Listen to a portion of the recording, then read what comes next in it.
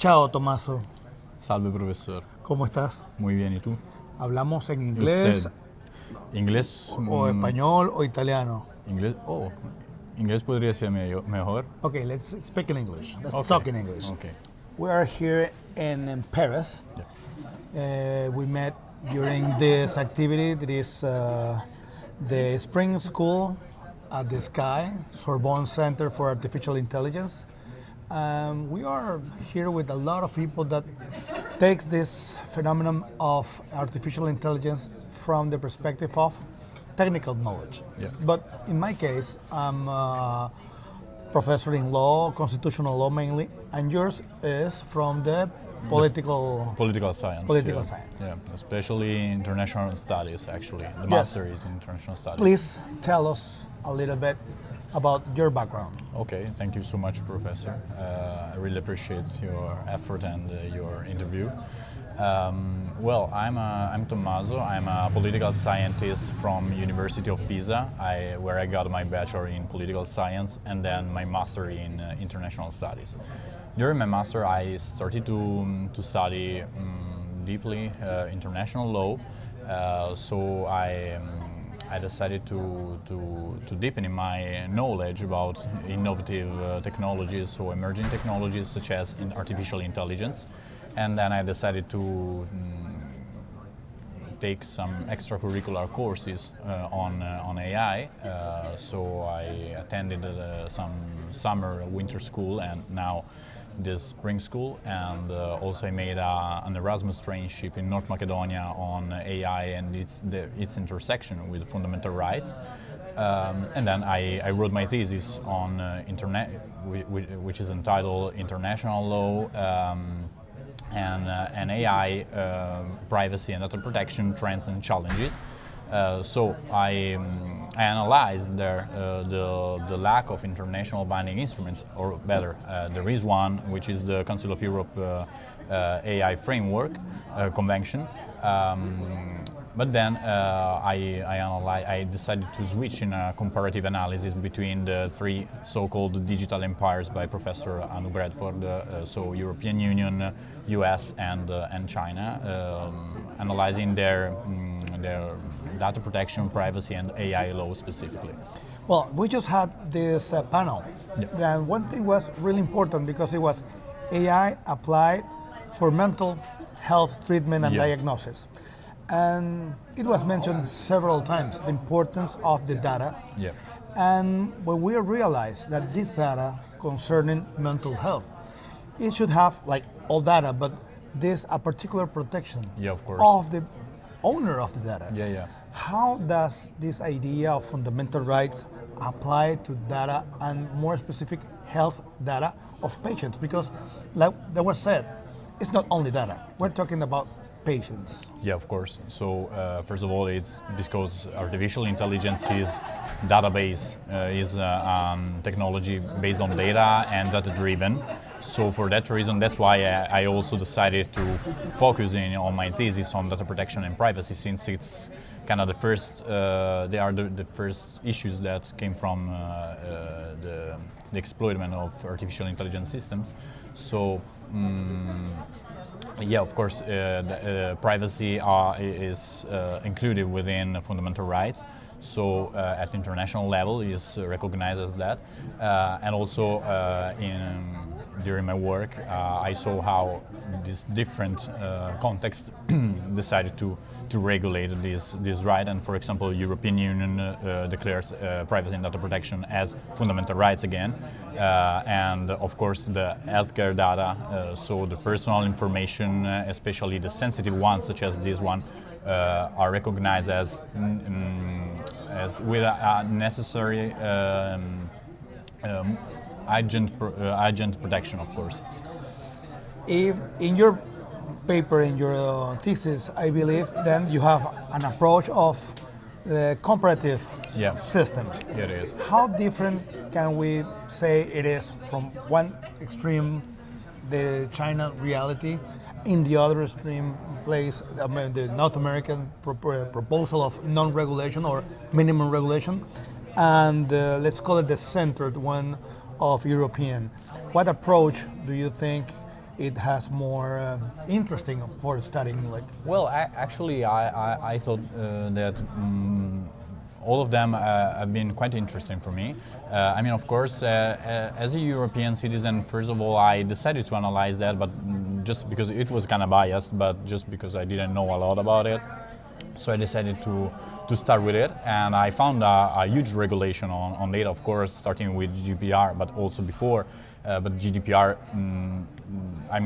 was a huge signal all over the world and started actually the Brussels effect, and was extremely interesting then analyzing the other context, how GDPR was important also for the other two contexts in different ways. Okay, for example, in the US, the fact that they do not have a federal privacy law, but there is the proposal, the discussion about it, and but the fact that, for example, California in 2018 adopted the California Consumer Privacy Act that is very, very in line with the GDPR.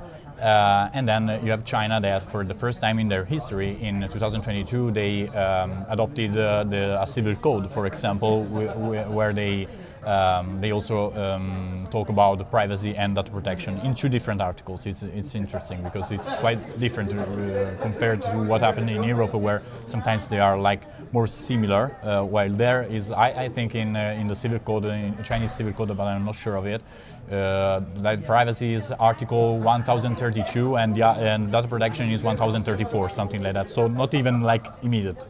well, there is an undeniable truth that any project costs money.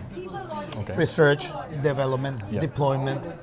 And I was thinking while we were listening to this panel, if you have to deal with liability, if you have to deal with responsibility of the creator of the agent or the professional, the health professional that uses this, if you are an investor, a huge firm of investors, would you feel more comfortable if a project deployed in Europe or in Europe or in China? They have an industry too, but how do you think the idea of regulation and the culture of regulation could change the course of the investment?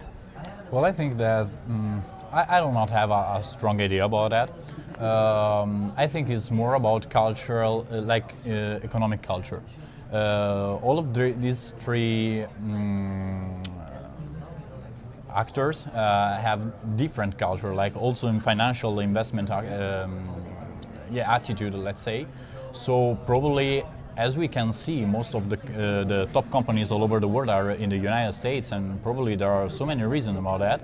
I'm not sure that it's about over-regulation, as a lot of people talk, and we can discuss about it, but just because when they developed a product and they want to sell it or use it within, for example, the European framework, they have to comply with it, and actually they're doing it. When it doesn't work, they can be sued. So probably at the end of the day, they are completely able to comply. Probably I think, but again, it's not a strong opinion.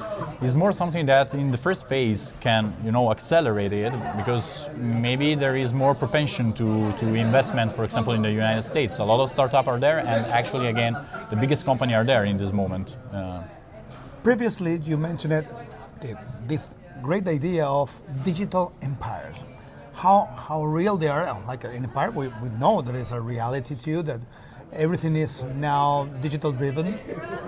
But is it so much difference the United States and Asia, and how do you, from your perspective of political scientists? Okay, well, the expression is not mine, it's from Anu Bradford. She's, I think, at Columbia, but I think at Columbia University.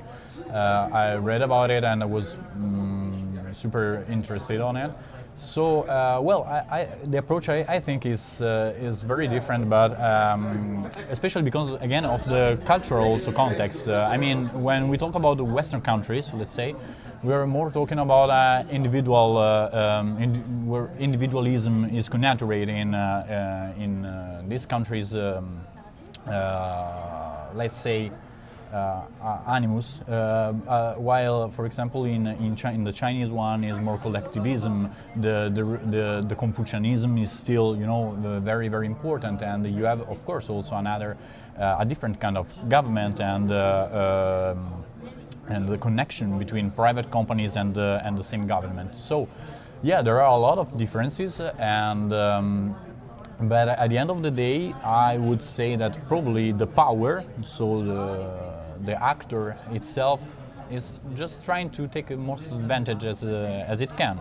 United States are doing their own interest, European Union maybe the same, and also China is doing that. But they are trying to pursue that in different ways, and that's why I decided to do this kind of comparative analysis, because Europe is trying to do that through regulation, and it's interesting because probably also the same AI Act in the idea, and the original idea is not only to protect our citizens, but also to hope. I mean, with the hope that it will follow the same path of GDPR, so with the second Brazil effect. I have another, let's say, principle on personal belief that the education and preparation of all cultures nowadays more than before, you have to be multidisciplinary. Me too. Before this phenomenon, you see mathematicians in some place, engineering in other places, lawyers in another places.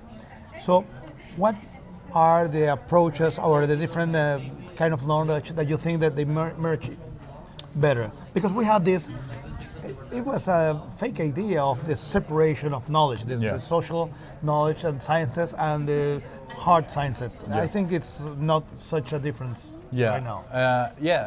Actually, I really agree with you, and I think that this kind of events are just like the symbol of this interdisciplinarity, and the fact that we need interdisciplinarity, since of course I do not have like their technical background. I mean, we are surrounded by data scientists, informatics, and it's super interesting for me. But of course, when we talk about, for example, these kind of technologies and their impact all over the world, you also need psychologists, you need sociologists, and also people that can help with the governance of these kind of systems, because they're shaping our world, our life, and our future actually. So. And again, we are also talking about not superpowers, but international actors. So it's also, and a lot of it, it's about governance. Well, this year, 2025, is going to be really interesting. We have a political situation really interesting with this Trump administration. Yeah. And AI is one of the major aspects he's dealing with. So we'll see what happens this year. And of course it will shape actually I would say the global order of regulation, because a lot will depend also by the United States, of course. Well, Tommaso, I think we will have this discussion probably in a couple months to see what's doing what. Whenever. And thank you for being here. Thank you so much, Professor. I appreciate it. Bye. See you.